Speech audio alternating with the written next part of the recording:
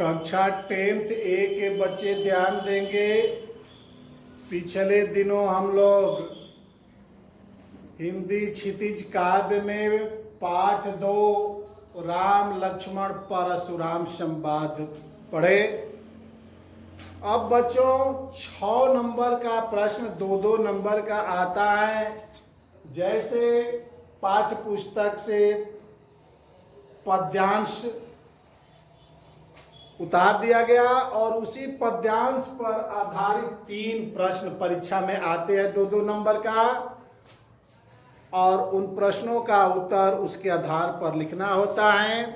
जैसे एक पद्यांश में बच्चों पढ़ रहा हूं कि नाथ शंभुधन भंज निहारा होई है को एक दास तुम्हारा। ये शुरू वाला ये है, यही धन पर ममता के हेतु सुन रिसा, यानी जहां तक पहला दोहा है कि रे निप बालक काल बस बोल तो ही न संभार धन ही सम त्रिपुरारी धनो विदित सकल संसार, यहां तक पद्यांश है। अब इस पर 3 प्रश्न आता है। जैसे पहला प्रश्न है बच्चों कि मुनि के लिए कोई विशेषण के प्रयोग की उपयुक्तता बताइए।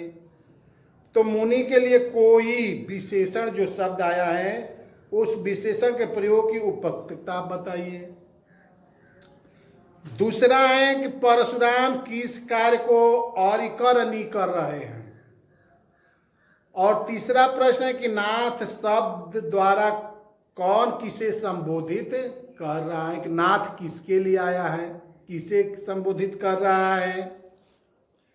तो बच्चों पहला प्रश्न है कि मुनि के लिए कोई विशेषण के प्रयोग की उपयुक्तता बताइए। तो मुनि शब्द बच्चों परशुराम के लिए प्रयुक्त किया गया विशेषण कोई सर्वथा उपयुक्त है, क्योंकि वो अत्यंत क्रोधी स्वभाव के हैं। श्री राम के कोमल और शीतल वचन सुनकर भी उनका क्रोध शांत नहीं होता है, इसलिए उनको कोई मन क्रोधी कहा गया है।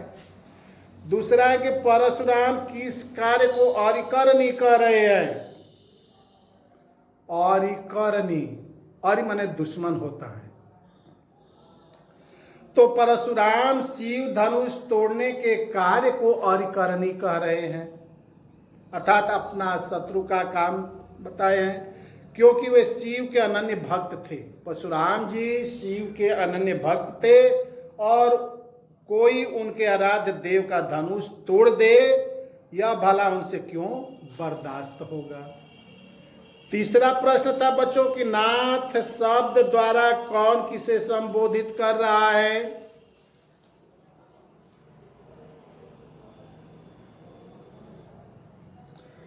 तो इस पद्यांश में जो नाथ शब्द आया है बच्चों, नाथ शब्द द्वारा श्री राम जो हैं मुनि परशुराम को संबोधित कर रहे हैं।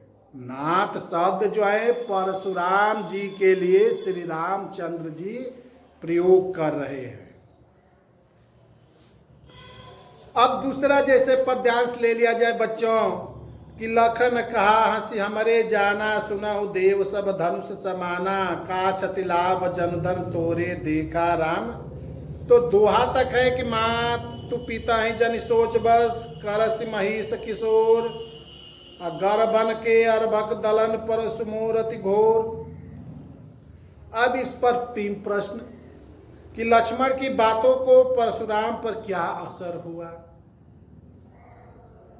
दूसरा प्रश्न यह है कि लक्ष्मण के अनुसार श्री रामचंद्र जी शिव जी के धनुष के टूटने के जिम्मेदार क्यों नहीं थे।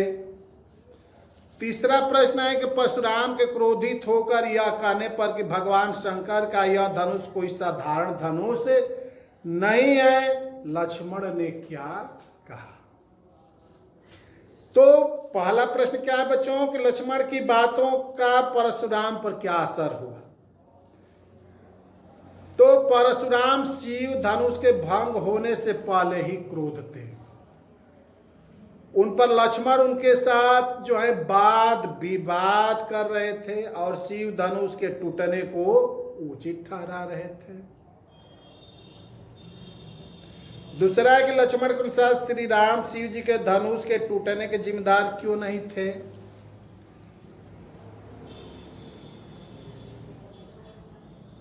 तो लक्ष्मण के अनुसार श्री राम शिव जी के धनुष के टूटने के जिम्मेदार नहीं थे, क्योंकि क्षत्रिय होने के नाते उनके लिए सभी धनुष जो हैं एक समान थे, और फिर यदि धनुष टूट भी गया तो इसमें उनका दोष नहीं है।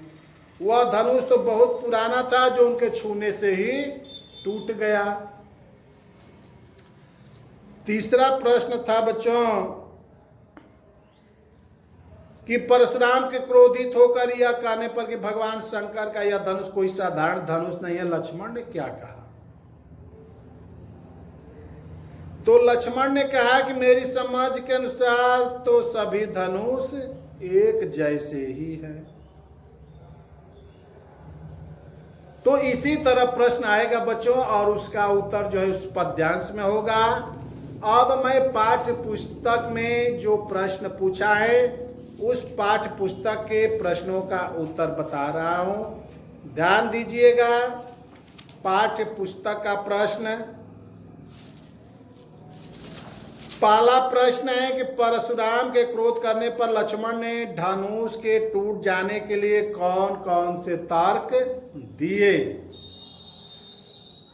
तो धनुष टूटने पर जब परशुराम ने क्रोध जताया तो लक्ष्मण ने निम्नलिखित तर्क दिए बच्चों। क्या दिए? लक्ष्मण बोले कि हम तो इस धनुष को अन्य धनुष के समान साधारण धनुष ही समझते हैं, मेरी समझ के अनुसार तो सभी धनुष एक समान ही हैं। तीसरा तर्क देते हैं कि यह धनुष तो पुराना होने के कारण श्री राम के छूने मात्र से ही टूट गया। अगला देते हैं कि बचपन में हमने कितने धनुष तोड़े लेकिन आपने उन पर कभी क्रोध नहीं किया। यही निम्नलिखित तर्क जो है लक्ष्मण ने दिया। दूसरा प्रश्न है बच्चों कि परशुराम के क्रोध करने पर राम और लक्ष्मण की जो प्रक्रियाएं हुई उनके आधार पर दोनों के स्वभाव की विशेषताएं अब अपने शब्दों में लिखी है। यानी राम लक्ष्मण परशुराम संवाद के आधार पर राम और लक्ष्मण के कि राम कैसे थे और लक्ष्मण कैसे थे। तो सबसे पहले हम राम के बारे में देखें कि राम का स्वभाव कैसा था। तो राम स्वभाव से ही कोमल और विनयशील है। उनके मन में बड़ों के प्रति श्रद्धा और आदर की भावना है। वे गुरुजनों के सामने झुकना अपना धर्म समझते हैं। वे महाक्रोधी परशुराम के बिना बात क्रोधित होने पर भी स्वयं को उसका दासी मानते हैं, उनका दास मानते हैं, कभी क्रोध उन पर नहीं दिखाते हैं। उनके वचन अग्नि में जल के समान शीतल था। इस प्रकार वे परशुराम का भी दिल जीत लेते हैं। अब लक्ष्मण का स्वभाव देखेंगे तो लक्ष्मण राम से एकदम उल्टा थे, विपरीत थे। वह जल्द ही क्रोधित हो जाते थे। उनके कड़वे वचनों ने परशुराम के क्रोध को और अधिक भड़का देता था। यहाँ तक कि सभा के लोग भी उनसे व्यवहार को अनुचित कहने लगते थे। लक्ष्मण के वचन अग्नि में घी के समान काम करता था। लक्ष्मण वीर साहसी और निडर हैं, इसलिए परशुराम के क्रोध और फरसे से वह नहीं डरते। पाठ्य पुस्तक का तीसरा प्रश्न है बच्चों कि लक्ष्मण और परशुराम के संवाद का जो अंश आपको सबसे अच्छा लगा हो उसे अपने शब्दों में संवाद शैली में लिखिए। तो चलो लक्ष्मण परशुराम संवाद निम्नलिखित अंश सबसे उसमें किताब में से ही लिखना है। जैसे लक्ष्मण कहते हैं कि हे मुनि, हमारे लिए तो सभी धनुष एक समान है। परशुराम अब क्या कथन है, यह कोई साधारण धनुष नहीं है, यह शिव जी का धनुष है। तब लक्ष्मण, यह पुराना धनुष तो छूने मात्र से टूट गया, श्री रामचंद्र जी का इसमें कोई दोष नहीं है, और श्री रामचंद्र जी ने इसे नया ही समझा था। फिर परशुराम जी कहते हैं कि हे मूर्ख बालक, तुम्हें अब कोई मुझसे नहीं बचा सकता। तो लक्ष्मण कहते हैं कि यह तो छूने से टूट गया बाला, इसमें श्री राम का क्या दोष है। परशुराम को, मैं तुझे बालक समझकर नहीं मार रहा हूं, तुम मेरे क्रोध को नहीं जानते। मैंने अनेक बार इस पृथ्वी को क्षत्रिय से विहीन कर दिया। तो ये संवाद रूप में दोनों के कथन को लिख देना है बच्चों। चौथा प्रश्न है पाठ्य पुस्तक का कि परशुराम ने अपने विषय में सभा में क्या क्या कहा। निम्न काव्यांश के आधार पर लिखिए कि बाल ब्रह्मचारी अति कोई विश्व विदित क्षत्रिय कुल द्रोही, भुज बल भूमि भूप बिनु किन्नी, विपुल बार मही देवन दिन्नी, सहस बाव छद निहारा, परसु बिरो की महीप कुमारा, मात पिता जिन सोच बस, करस महिष किशोर, गंधर्व के अधर्क दलन, परसु मोर अति घोर। तो उत्तर लिखेंगे बच्चों कि परशुराम ने सभा में कहा कि मैं बाल ब्रह्मचारी हूं और अत्यंत क्रोधी स्वभाव का हूं। बाल ब्रह्मचारी को ही विश्व विदित क्षत्रिय कुलद्रोही, सारी दुनिया जानती है कि मैं क्षत्रिय कुल का नाश करने वाला हूं। भुज बल भूमि भूम किन्नु, मैं अपनी भुजाओं के बल से अनेक बार इस पृथ्वी को राजाओं से रहित कर दिया था और उन्हें ब्राह्मणों को दे दिया था। सहस बाव भुज छेद न्यारा, परस बिलो की महीप कुबारा, मैंने इस फरसे से सहस बाव की भुजाओं को काट डाला। मेरा यह फरसा इतना भयानक है कि इसकी देखने मात्र से ही गर्भन के अर्भक दलन परसु मोर अति घोर, स्त्रियों के गर्भस्थ शिशु भी नष्ट हो जाते हैं। अब पांचवा प्रश्न है बच्चों कि लक्ष्मण ने वीर योद्धा की क्या क्या विशेषताएं बताई। तो चलो, वीर योद्धा की निम्नलिखित विशेषताएं बताई है कि वीर योद्धा अपनी वीरता का बखान अपने मुंह से नहीं करते हैं, वे अपने बल का बखान तो कायरों का काम है जो अपने बखान करते हैं। वीर व्यक्ति धैर्यवान और क्रोध रहित होता है। वीर योद्धा अपशब्द नहीं बोलते। वीर योद्धा अपना प्रताप युद्ध में दिखाते हैं। यही जो है लक्ष्मण ने वीर योद्धा की विशेषताएं बताई है।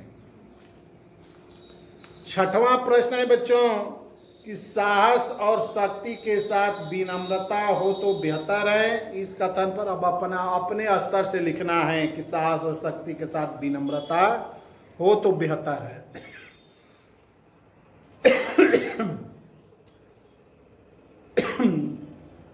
तो साहस और शक्ति एक योद्धा के ये अनिवार्य आवश्यक गुण है। यदि इन गुणों के साथ मित्रता हो तो अकारण ही होने वाला कोई विवाद या युद्ध नहीं हो पाता। विनम्र व्यक्ति अपनी विनम्रता से शत्रु के क्रोध को जीत लेता है, शांत कर देता है। क्रोध जो है क्षणिक होता है, एक बार शांत होने पर विवेक जागृत होता है और अनर्थ होने से वो बच जाता है, अपना क्रोध नहीं करता है। परशुराम और लक्ष्मण दोनों के उदाहरण हमारे सामने हैं। परशुराम जी पराक्रमी हैं, लेकिन वो स्वयं को पराक्रमी बाल ब्रह्मचारी क्षत्रिय कुल घातक कहना उसके घमंड को दर्शाता है। लक्ष्मण साहस में भला लगता है किंतु वह भी अपनी सीमाएं तोड़ देते हैं। धीरे धीरे वह बहुत उग्र और कठोर असहज हो जाते हैं। इन कारण सभी सभाजन उनके विरुद्ध हो जाते हैं। और दूसरी ओर श्री रामचंद्र जी की शक्ति और साहस के साथ विनम्रता का भी परिचय मिलता है, इसलिए परशुराम से इस सबका दिल जीत लेते हैं। सातवां प्रश्न है बच्चों कि भाव स्पष्ट कीजिए कि बिहस लखन बोले मृदुबानी, अहो महिष महाभटमानी, पुनि पुनि मोहि देखाव कुठारो, चहत उड़ावन फूकी पहारो। और ख है कि हाँ कुमड़ बतिया को नाही, जे तरजनी देखी मर जाई, देख कुठारु सरासन बाना, मैं कुछ कहा सही अभिमाना। तो देखो बिहसी लखन बोले। लक्ष्मण हंसकर कोमल वाणी में परशुराम जी से बोले कि हे मुनि, आप तो माने हुए योद्धा निकले, आप तो मुझे अपना फरसा बार बार ऐसे दिखा रहे हैं जैसे फूंकने से पहाड़ उड़ जाए। दूसरा है कि हाँ कुम्हड़ को बतिया को नहीं। लक्ष्मण क्रोध से वशीभूत परशुराम जी को यह बताना चाहते हैं कि वे उन दोनों भाइयों को कमजोर समझने की भूल न करे। वह उन्हें यह भी सूचित करते हैं कि वह तो उनका फरसा और धनुष बाण देकर ही अभिमान सहित उनसे बातें कर रहे हैं, इसे मुनियों कायरता न समझे। और तीसरा है ग की गाद सुन का हृदय हसी, मुनि हरिहरे सूझ अमय खाण न उकमय अजहुन बूझ बूझ। विश्वामित्र परशुराम जी की नासमझी पर मन ही मन मुस्कुराते हैं। वे सोचते हैं कि परशुराम राम लक्ष्मण को साधारण क्षत्रिय बालक समझ रहे हैं, वह इनके बल और पराक्रम को नहीं जानते। वे दोनों लौहमयी तलवार हैं, गन्ने की बनी तलवार नहीं है जो जीभ पर जाते ही गल जाए। पाठ के आधार पर तुलसी के भाषा सौंदर्य पर 10 पंक्तियां लिखिए। तो देखो, प्रस्तुत पाठ रामचरित्र मानस के बाल कांड से अवतरित है। इनमें तुलसी ने शुद्ध साहित्यिक अवधि भाषा का प्रयोग किया है, छंदों का प्रयोग किया है और उनमें दोहा, चौपाई, सोरठा आदि भाषाओं में किया है। भाषा सहज, सरल और मधुर है। इस काव्य पाठ में वीर रस एवं रौद्र रस की अनुभूति जो है जागृत जगह जगह देखने को मिलती है। लक्ष्मण के कथनों में व्यंजना है। पद्य में अलंकार अपने सहज एवं स्वाभाविक रूप में प्रयुक्त हुए हैं और अनुप्रास अलंकार की छटा जो है सर्वत्र जो है दिखाई पड़ती है। उपमा, उत्प्रेक्षा, रूपक स्थान स्थान पर दिखाई देते हैं जो भाषा को और अधिक अलंकृत करते हैं।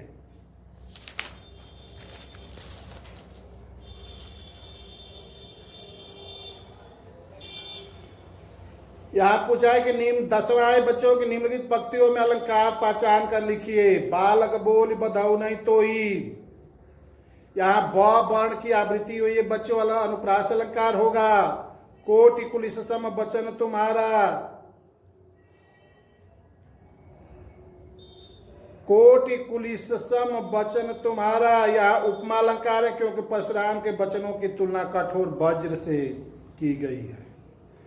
तुम तो काल वहां का जन लावा, जन शब्द आ गया बच्चों, उत्प्रेक्षा अलंकार है।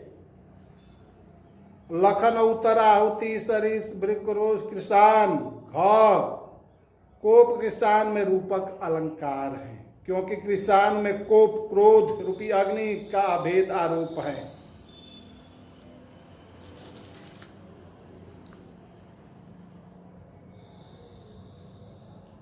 तो बच्चों, पाठ्य पुस्तक से अतिरिक्त और भी पाठ के आधार पर प्रश्न पूछे जाते हैं, तो विद्यालय आने पर ये सब बातों की चर्चा की जाएगी।